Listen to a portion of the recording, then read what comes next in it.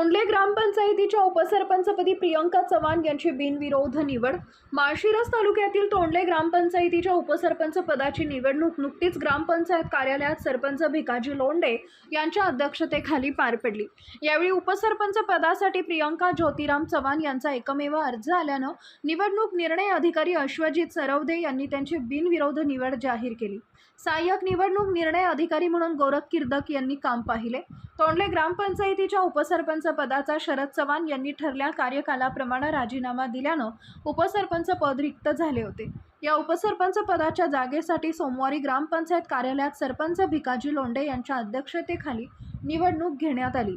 यावेळी सरपंच भिकाजी लोंढे, नूतन उपसरपंच प्रियंका चव्हाण, ग्रामपंचायत सदस्य रघुनाथ चव्हाण, आशा क्षीरसागर, दीपाली साठे, श्रीरंग पाटील, रामभाऊ चव्हाण, गोवर्धन चव्हाण, शिवाजी चव्हाण, माधव चव्हाण, महादेव चव्हाण, ज्योतिराम चव्हाण, नानासाहेब नाईक नवरे, प्रमोद जगताप, पांडुरंग क्षीरसागर, शशिकांत लोंढे, रुपेश लोंढे, कानिपनाथ लोंढे, अनिल वाघमारे, सुनील वाघमारे, प्रकाश लोंढे, सुनील लोंढे, सूरज वाघमारे, वैभव नाईक नवरे, अविनाश साठे, धनाजी नाईक नवरे, महाराष्ट्र राज्य ऊस वाहतूक संघटनेचे सोलापूर जिल्हाध्यक्ष रमजान इनामदार, निवडणूक निर्णय अधिकारी अशोक सरवदे, सहाय्यक निवडणूक निर्णय अधिकारी गोरख किर्दक आदी उपस्थित होते।